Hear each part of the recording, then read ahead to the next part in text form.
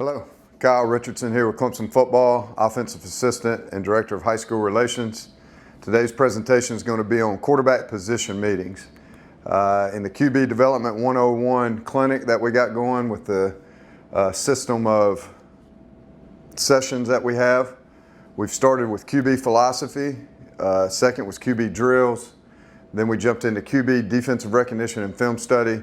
Again, this one will be on quarterback position meetings and talking through some ideas and how to meet.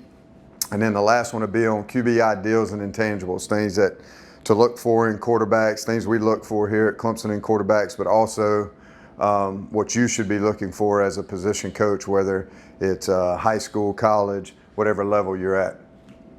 This is the order that we've kind of done the clinic. If you haven't seen the first three, go back and take a look at those. If you're interested, you don't have to watch them in order, but this is kind of how they were put together in order by myself as we went through this kind of QB Development 101 system, okay? So again, for you all that's been around for the three before, I'm not gonna bore you with all this, but just wanna touch base on kind of my coaching career. I've been 1A high school football to 5A high school football to 1AA football to being here at Clemson as an offensive assistant. And then I've been an offensive coordinator, I've been a head coach, and talk a little bit more about that. So I've been blessed in my career to be around some really good coaches and some championship football along the way. I've spent the last 15 years of my career at two schools, one at Northwestern High School in Rock Hill, South Carolina, the second one here at Clemson for the last 6 years. At Northwestern, we won 3 state championships and played in 6 in 8 seasons, 9 total years. And then at Clemson, we've played in 3 national championships since I've been here, won 2, and have won 6 straight ACC championships and some college playoff berths. So as we've talked about through this system in the previous presentations, and again talking today about position meetings, it's all about developing quarterbacks. I will say that you don't have to be a quarterback coach in order to get anything out of these presentations. You could be an offensive line coach, a linebackers coach, whatever. Just replace quarterbacks with your position and take a nugget or two and use it back with your guys. But for me, developing quarterbacks, it kind of started for me at Northwestern, and these were our quarterbacks. We had 5 quarterbacks that I was able to coach in that 9-year period, 8 total football seasons. And all 5 of these guys were really good athletes. They were really good players. They were great people off the field.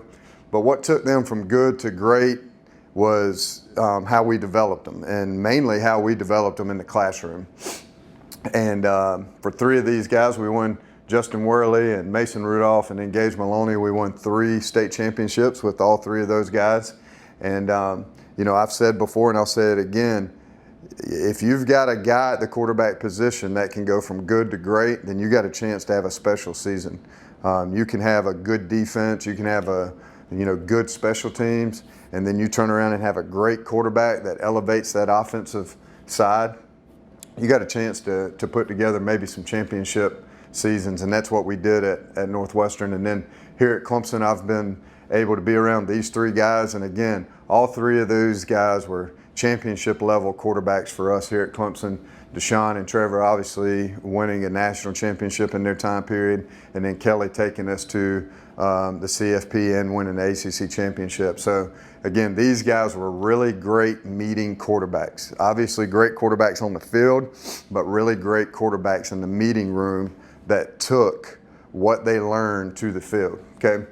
So for me, I'm going to talk about a few things. Some of it's crossover from previous presentations, but again, if we're talking foundation and philosophy and some of those things, they should be crossover, and it should be crossover for you too in what your foundation and philosophy and kind of mindset is, and then we'll break it down into how does that work for a position meeting. So for me, whether it's on the field or off the field, I'm setting the quarterback foundation at win today. All right, so this is a formula that I kind of created, a motto I created back in 2010, and I wanted something that I could wrap around on and off the field, and the idea of, we got to compete to win, okay? So the Win Today formula is a 3-part It's give effort. It's always compete. It's be perfect. Now, a lot of people don't really like the be perfect part, but for me, the be perfect part jumps into if we're aiming at perfection and we fall underneath it, which obviously we're going to fall underneath it as coaches, as players. That's just part of it. But if we're aiming for perfection and fall underneath it, we're falling in some rare air. We're falling in greatness, okay? And that's where I want to be, and that's where I want these guys to be. So the formula is for on and off the field. It's win today in the classroom, the home, the community, the weight room, practice, games. I tell them a player's job is to win every day. In football, like life, there are losers. We will train our quarterbacks to push to win in all aspects of life. We keep them focused on the daily win instead of focusing on the long-term win. Competing to win on and off the field should be like blinking, something not thought about. It's just what we do, who we are, winners. So for me, as we build this house, this quarterback house yearly, we're going to start the foundation right here with the win today formula. Then I got a non-negotiable, okay? Effort. All right, it's non-negotiable. Like right here, it's okay to be wrong, it's okay to mess up, it's not okay to lack effort. On and off the field, give maximum effort. Everything else will take care of itself. So at the end of the day, I want our guys to come in this room and be comfortable with learning. I want them to be comfortable with being a part of the learning process. With that being said, they got to give effort. All right, they can't be scared to make a mistake, but I cannot have guys that do not give effort, whether it's in the classroom, whether it's on the field, whether it's in life, okay, off the field.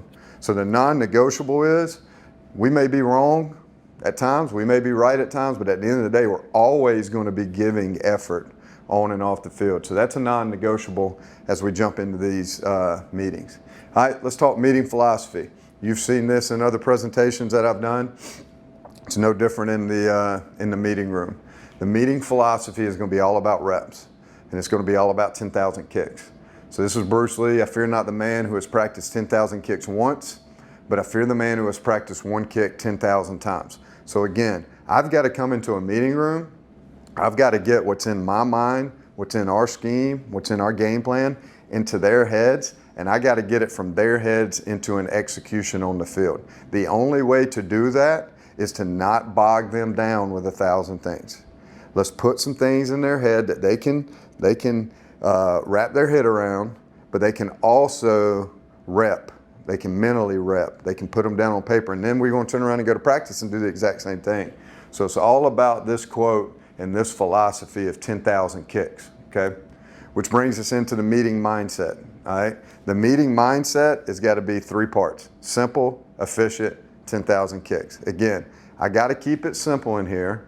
I got to keep it efficient in here. We don't have a lot of time, okay? And then I got to be able to 10,000 kick it. I got to be able to rep it, all right? I got to be able to rep it mentally. So for me, if I come in here and overcomplicate it, if I come in here and I don't have a plan, if I come in here and have so much stuff that they're just seeing it once and then moving on, this mindset is not what I want with our quarterbacks, and I'm doing them a disservice, okay? So we've talked foundation, we've talked philosophy, and we've talked mindset. Not have guys that do not give effort, whether it's in the classroom, whether it's on the field, whether it's in life, okay, off the field. So the non-negotiable is, we may be wrong at times, we may be right at times, but at the end of the day, we're always going to be giving effort on and off the field. So that's a non-negotiable as we jump into these meetings. All right, let's talk meeting philosophy. You've seen this in other presentations that I've done. It's no different in the meeting room. The meeting philosophy is going to be all about reps, and it's going to be all about 10,000 kicks. So this was Bruce Lee. I fear not the man who has practiced 10,000 kicks once, but I fear the man who has practiced one kick 10,000 times. So again, I've got to come into a meeting room. I've got to get what's in my mind, what's in our scheme, what's in our game plan, into their heads, and I got to get it from their heads into an execution on the field. The only way to do that is to not bog them down with 1,000 things. Let's put some things in their head that they can wrap their head around, but they can also rep. They can mentally rep. They can put them down on paper, and then we're going to turn around and go to practice and do the exact same thing. So it's all about this quote and this philosophy of 10,000 kicks, okay? Which brings us into the meeting mindset. all right? The meeting mindset has got to be 3 parts: simple, efficient, 10,000 kicks. Again, I got to keep it simple in here. I got to keep it efficient in here. We don't have a lot of time, okay? And then I got to be able to 10,000 kick it. I got to be able to rep it, all right? I got to be able to rep it mentally. So for me, if I come in here and overcomplicate it, if I come in here and I don't have a plan, if I come in here and have so much stuff that they're just seeing it once and then moving on, this mindset is not what I want with our quarterbacks, and I'm doing them a disservice, okay? So we've talked foundation, we've talked philosophy, and we've talked mindset, okay?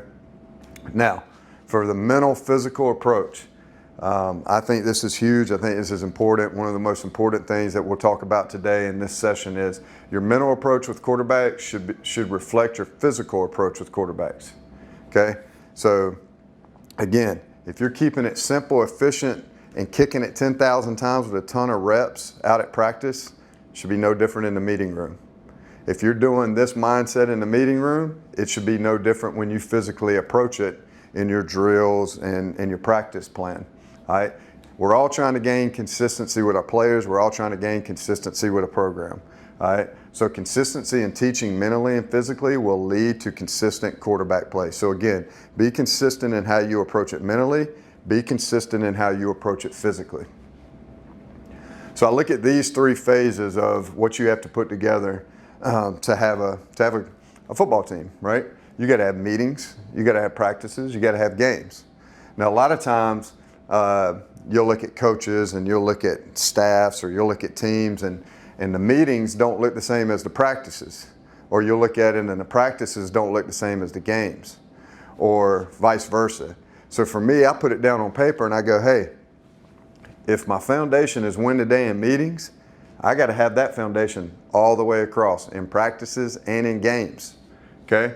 If I'm non-negotiable with effort in practices, then don't I need to have that same non-negotiable when it comes to meetings and when it comes to the games, okay?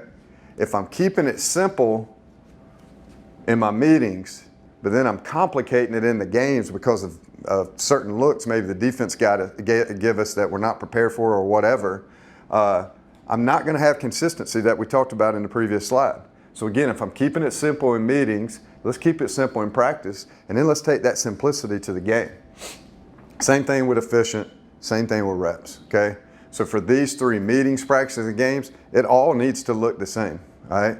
Because again, I'm trying to get consistency. So there should be no difference in how you coach QBs in the 3 phases: meetings, practices, games. They all are important to the success of a QB. Bottom line is, let's be consistent, okay? The more consistency you show as the coach in these 3 phases, I promise you the more consistency you'll get out of your position, okay? So let's talk QB meetings. Let's get down into it. Do your meetings show how smart you are or how smart the QB needs to be to execute the plan? All right. When I was head coach at Northwestern, this used to drive me crazy when, you know, you'd have certain coaches and that, man, they were so smart and they were so good at what they do, but then I'd go in and listen to them with their players in position meetings, and they couldn't get it down into terms that their players understood. So we'd have to talk through that sometimes, like, hey, I know how smart you are, but your players have to be smarter than you when they walk out of that room. And that's hard to do. It's hard for me to do as a coach, because this is what we do as a profession. This is what you do as a profession. Right now, you're here watching me talk about how to get better in QB meetings. Where's your QB at? Probably at home playing video games or on social media or doing something different.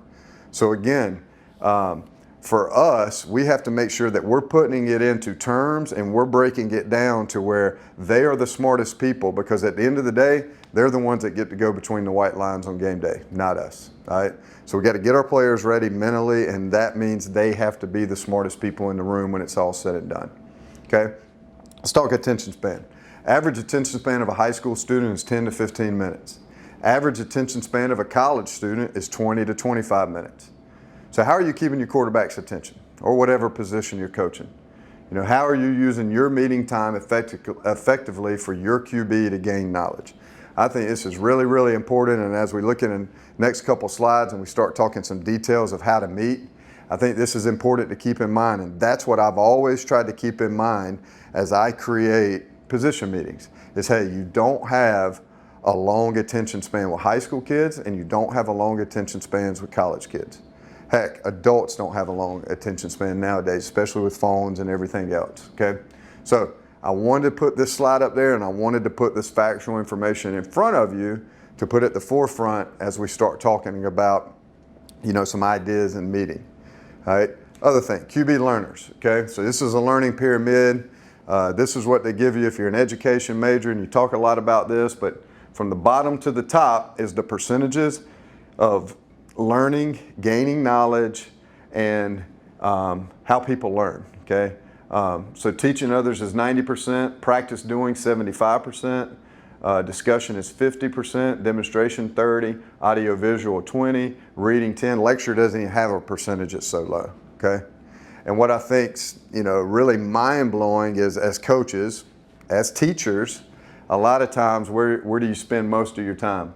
In the 20%, the 10%, and the really low percentage in audio visual, watching film, you know, reading and lecturing. I'm up here lecturing to the quarterbacks what we're going to do, blah, blah, blah. When this down here is where they're really gaining the most knowledge and retaining it, okay?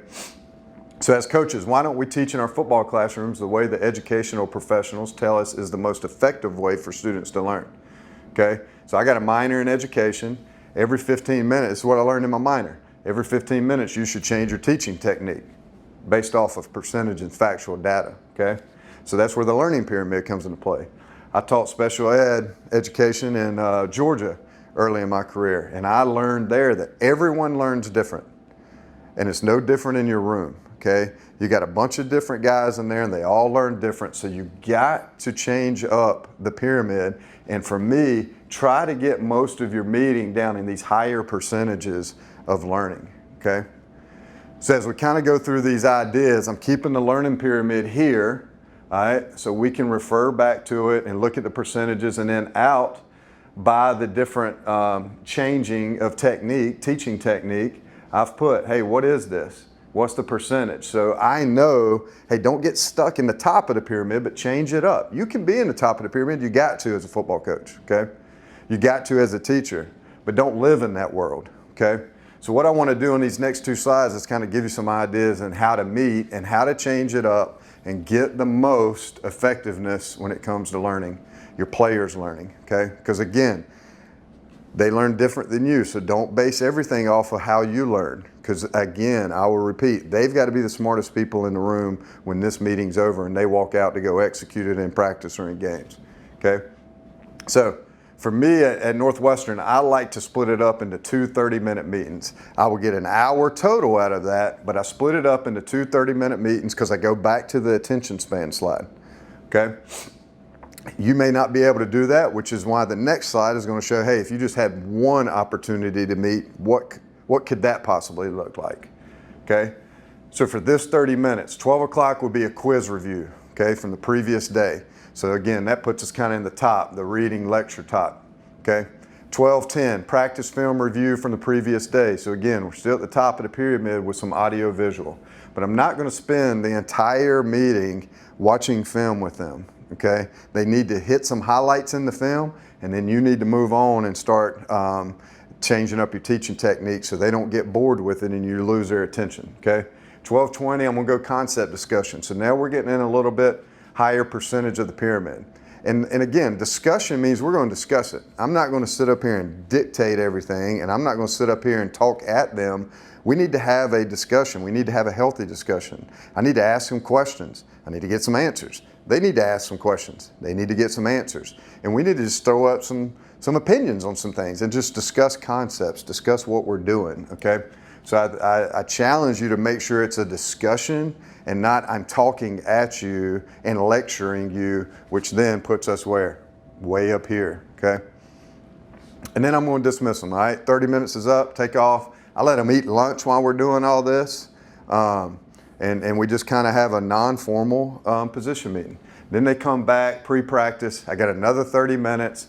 I'm going to do a bell ringer at 3:30. And the reason why is, as a head coach or offense coordinator or whatever, you got 1,000 things going on. People are needing mouthpieces and you know, having issues with whatever, the locker won't open, okay? So what I like to do is I like to have something already on paper. It may be 3 questions, it may be 5 questions, it may be something on the board that I put up, but my quarterbacks know they come in and they get started at work, all right? It's just like as a teacher, you're taking attendance and getting everything rolling, and your kids are already started on a bell ringer getting ready, or you've wasted 5 or 10 minutes, or they're going crazy, right? So it's no different here. I set up a bell ringer, they know the routine, they come in, they get started, and then that's about 5 minutes, and then we jump into install, and we review the install. Now again, I only got about 10 minutes for install, and the reason why is I don't have a lot of install. Why do I not have a lot of install? Because I got to go back to the simple, efficient 10,000 kicks mindset. I got to go back to the repetition of 10,000 kicks philosophy, right? So we're going to do what we do. So I don't come in every week and recreate the offense or recreate the scheme or chase ghost. And when you don't do that, you don't need a lot of time for install, okay? So we got 10 minutes there, and then I'm gonna throw the QBs on the board, and now we're really cooking in this pyramid. 90% teaching others, and that's what they're gonna do. They're gonna get on the board, they're gonna teach everybody in the room. And what I like to do with that is I don't like to talk to them while they're doing that. I like to throw out the signals. I'm gonna communicate with them in a game from the sideline with signals. That's the way I'm gonna communicate with them in a position meeting. So I'm throwing out signals, and they're throwing up formations, plays, going through reads, and then once they get it on the board, I may ask some questions. Hey, what if you get this look? What are you thinking? You know, what if this happens? And they're teaching everybody in the room, people in the room, other quarterbacks are asking questions, okay? This is really, really good stuff when it comes to getting them involved, getting them up out of their seats, keeping that attention span. And again, do it for about 10 minutes, rotate through a couple guys. Then we're gonna do a game simulation for 5 minutes. Demonstration, right? They're demonstrating to others. And I really like doing this too. And I'll pull a chair out and I'll put it as the center. Again, I'll go to the side of the room and they'll come up, and it's time for them. I'll give, you know, to demonstrate like they would do it in a game. And I'll give them signals. I'll give them whatever it is, and they'll come up, and I want them to go through how they would get the play started and then what they would do post snap. So they're coming up, whatever your, you know, how you get your play started. For us, you know, they're coming up and talking to the offensive line. So he's behind this chair, which represents the center. There's no balls, there's no nothing. He's talking to the offensive line. He's shooting out signals if he needs to. He's coming and if he needs to point out safeties or if he needs to do anything pre-snap, he's doing that. Then he goes through his cadence, and then he takes a fake snap, and then I want to see his eyes kind of go through what his read is or what he's supposed to be doing. And then again, I may throw out some questions, may ask some things. What if this happens? What if that happens? And we get a discussion going. Quarterbacks may do the same. But this right here is about a 5-minute game simulation, and it's a great, again, you get them up, you get their blood moving, you get the attention span caught back up, and you're doing exactly what you're going to do in a game, okay? And we're getting in a higher percentage world of the learning pyramid. And then at the end, I'm going to give them homework, quiz, something that they're going to take home, and then that's going to start back this meeting the next day at lunch when we have a quiz review or homework review from the previous day, okay? And that's how we do the meeting if we were looking at 2. 1, very simple, very similar to what we just talked about, but now I'm gonna have about a 45-minute meeting. I don't think you need to hold them for an hour straight, but I'm gonna have a 45-minute meeting, and I'm gonna try to get what I got out of that hour meeting of the 2 30-minute meetings into this 45 minutes. So again, I'm gonna have a bell ringer, homework, quiz review to start. I'm gonna do install review. I'm gonna put the QBs on the board. I'm going to go through practice film review for the previous day. I'm going to have about 15 minutes of that, hit the highlights, the lowlights, however you want to break that down.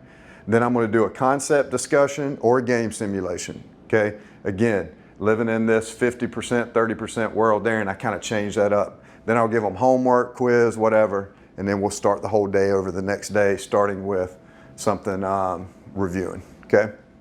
You know, again, I don't like the hour. If I got to do one, then I'm going to do about a 45-minute meeting because of attention span. And then the walkthrough, let me tell you this, Don't underestimate the importance of walkthroughs. We do a walkthrough every single day. We did a walkthrough every single day at Northwestern. We do walkthroughs every single day at Clemson, okay? Because again, 75% of practice doing. Sometimes I would not tell anybody anything in the middle of this meeting, maybe say 3:45 at the middle of this meeting. I'd go to every position room. I'd go, everybody stop, come out. We're gonna do a walkthrough. I'd have the offensive line, the receivers, and the running backs. I'd put them on, right, quick change, right? All right, quick change, here we go. We're doing a walkthrough. And we'd spend 5 minutes doing a walkthrough. Because again, I think it's very, very important. All right, obviously the learning pyramid says it's important. I think it's important. And then I also think you changing things up and keeping them guessing, keeping them moving, all right, is healthy for your players and healthy for your football team, okay? Because that's what they're going to get in the game. They're going to get sudden change. They're going to get, in a game, you're never sitting for a long period of time or standing for a long period of time. There's a lot of distractions going on. I like to play music in my meetings. One, because I really like music and working to music. But the second thing is you put them in an environment where it's very sterile. It's not the environment they play in at games. The environment they play in at games, whether home or away, is super distractive. And that's what I think you need to do with them in a meeting to, again, go ahead and train them that this is what it's like in a meeting, this is what it's like in practice, this is what it's like in a games, and just kind of keeping it consistent. Okay? So as we close, I hope you got a little something out of that with QB meetings. And like I said, if you haven't seen the 3 previous parts of this QB 101 clinic, they're all available and you can catch up on them. And then the next one that we're going to do, which will be the last one, part 5 of the 5-part series, is going to be QB ideals and intangibles. So we're going to jump into, what we need to look for in a quarterback, regardless of the level you're at, what we need to teach and train into a quarterback, regardless of the level you're at, and just looking for those things that really separate them from the rest of the pack.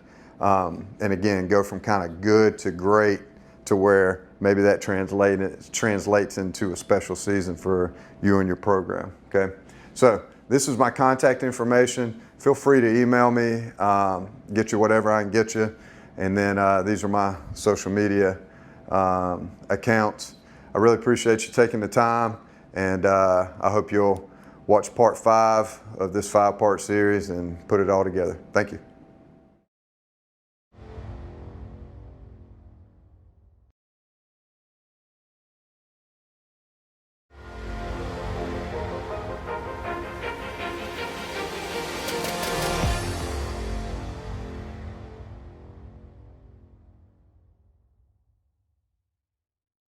How we doing? I'm Kyle Richardson with Clemson Football, Offensive Assistant and Director of High School Relations.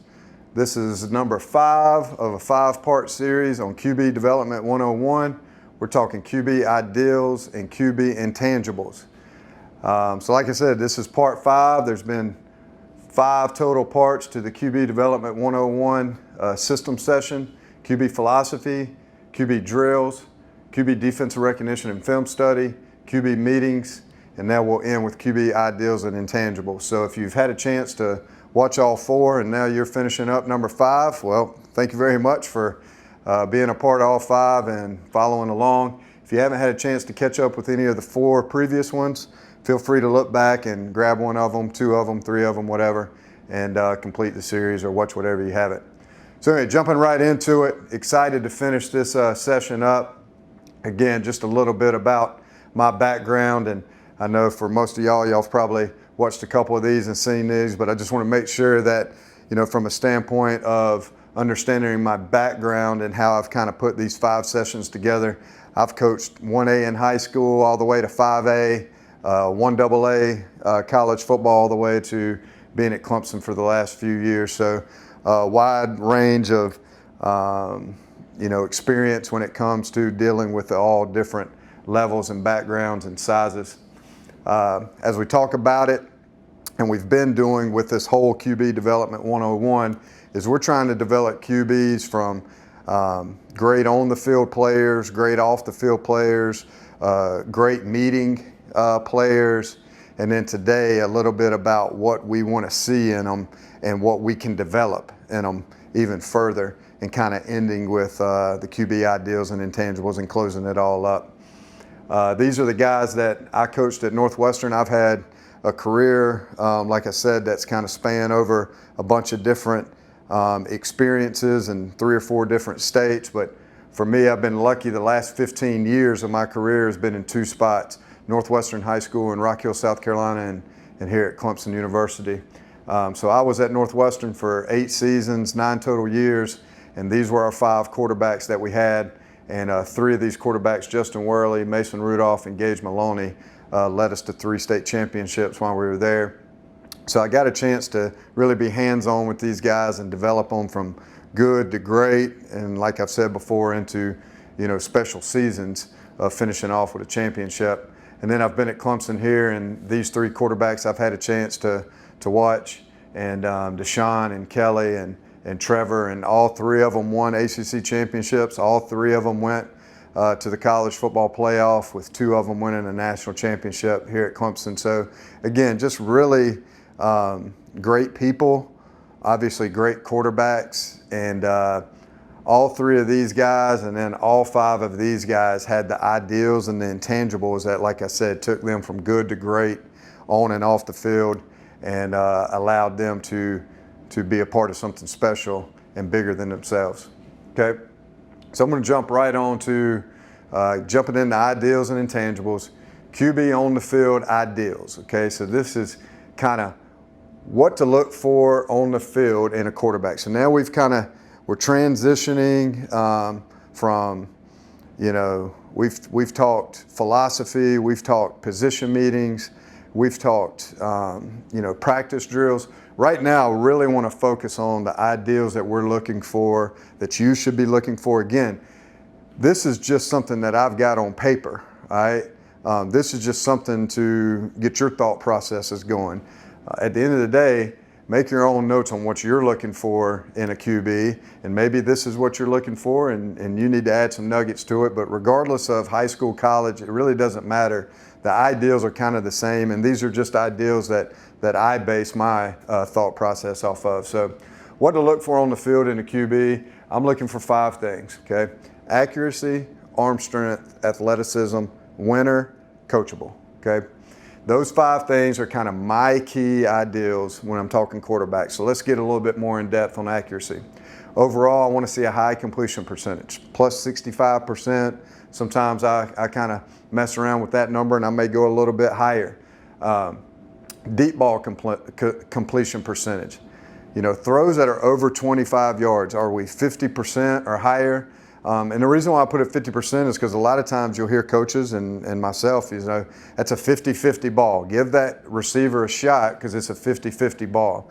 Well, if it's a 50-50 ball, then I need to see that you're giving the opportunity to that receiver for us to have 50% or higher completion rate.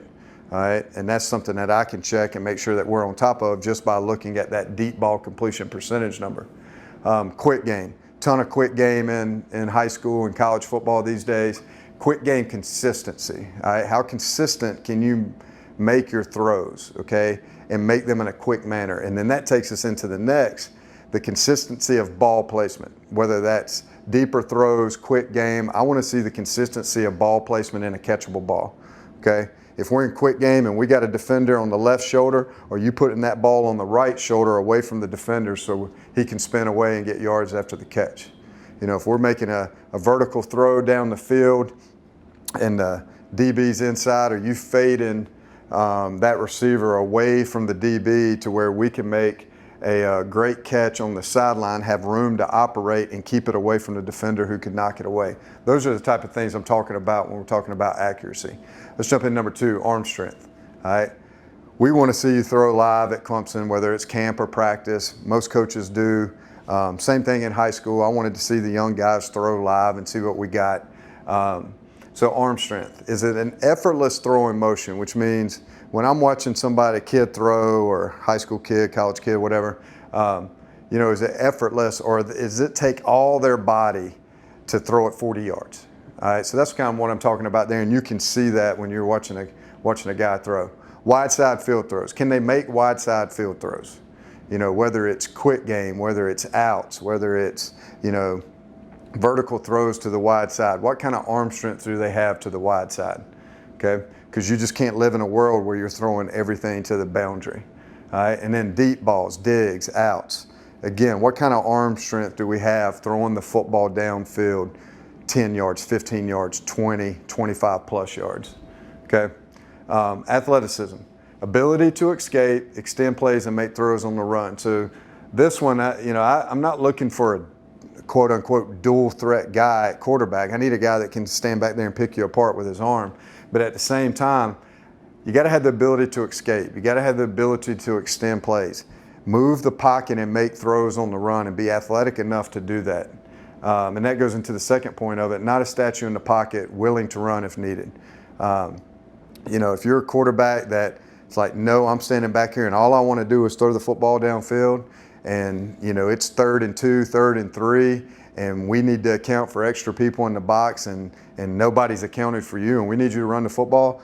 That's what I need, okay, when I'm looking for athleticism, not just somebody that wants to sit back there as a statue and throw the football around. There's a ton of great players like that, but how you extend plays and willing to run in those crucial downs is what can really separate your offense from others, and that's what you need in your quarterback. Winner, physically and mentally finds a way to be their best in pressure situations.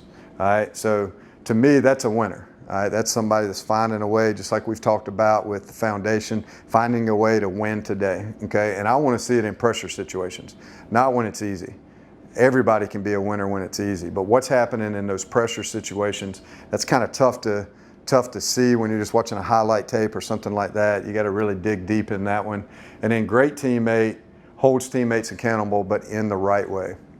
All right, and that's just something that you have to spend some time watching. It's really good to go watch somebody play a game and they not really know that you're in the stands or that you're on the sideline watching, and you're seeing how they're handling pressure situations, and you see how they're dealing with their teammates and keeping them accountable, but not dogging them either.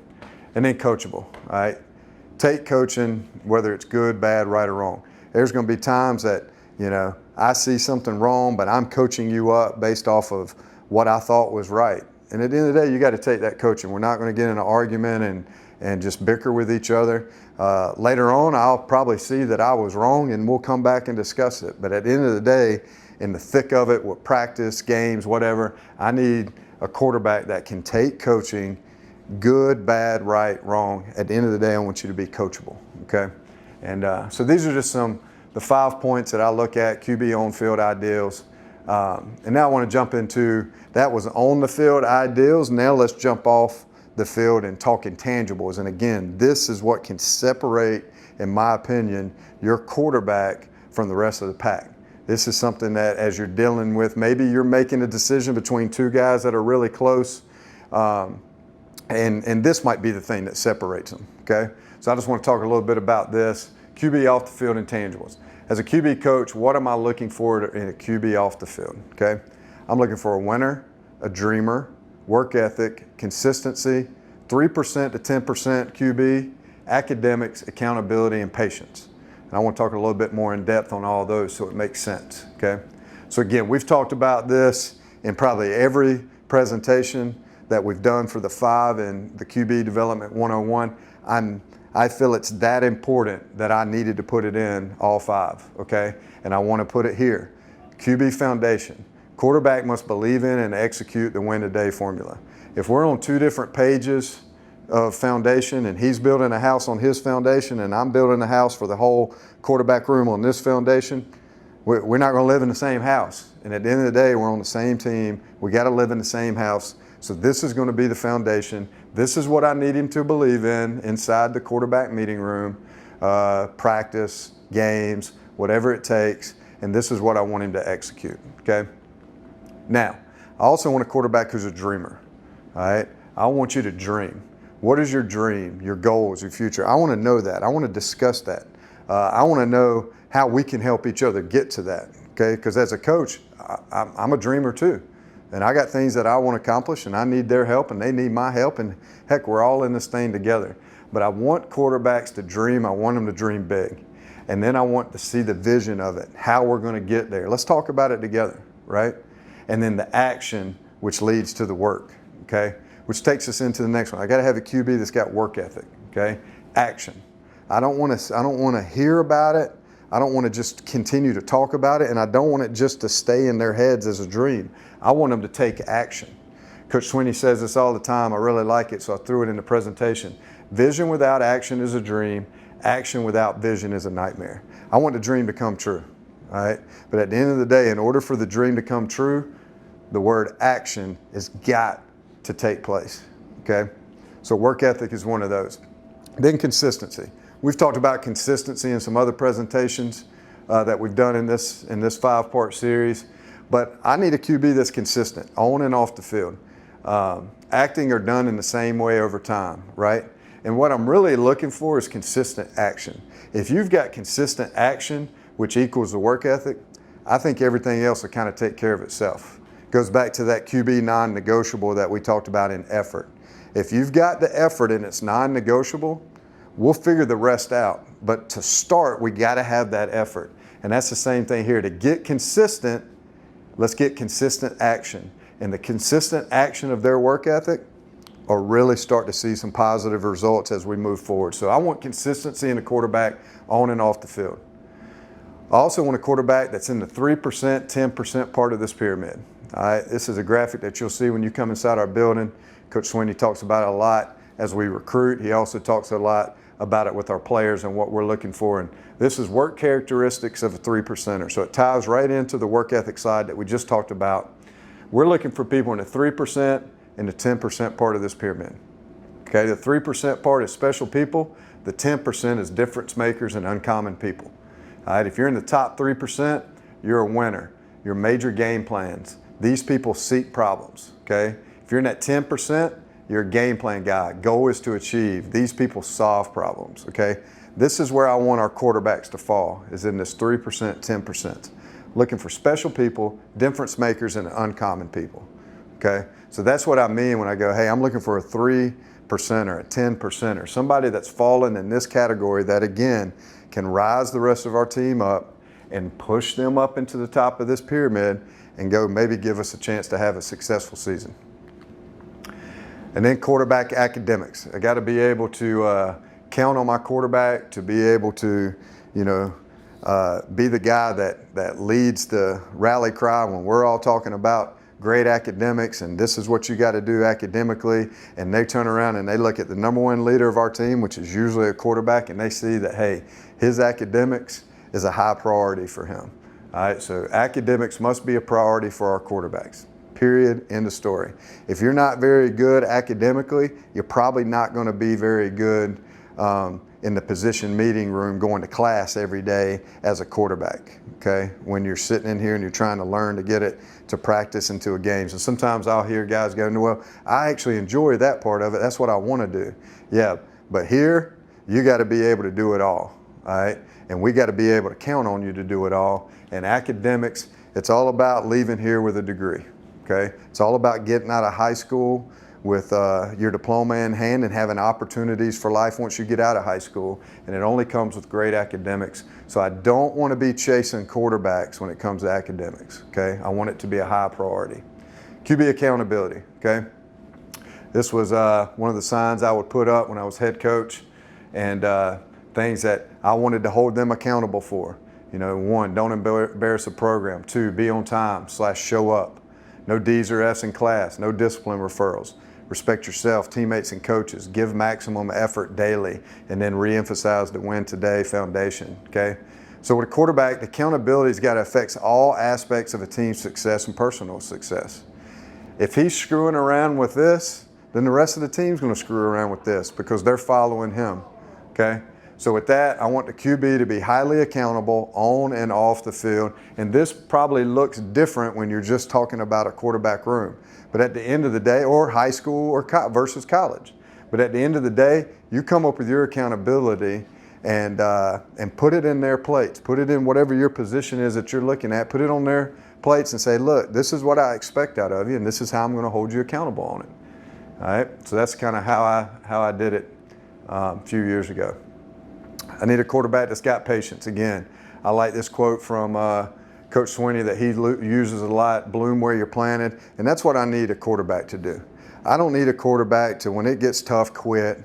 I don't need a quarterback to, when it gets tough in high school, maybe transfer somewhere, in college, jump in the portal. It's going to be tough. And this is a very hard position to develop, right? But at the end of the day, I need you to have some patience. I need you to grow in the process, because it is a process and it can be a long process.